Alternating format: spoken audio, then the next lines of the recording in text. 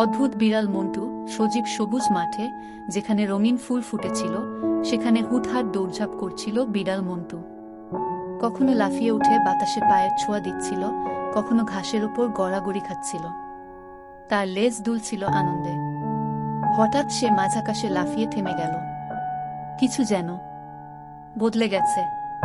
সে ঘুরে দাঁড়াতেই দেখতে পেল একটা লালচে রঙের ফোকলা দাঁতের শিয়াল।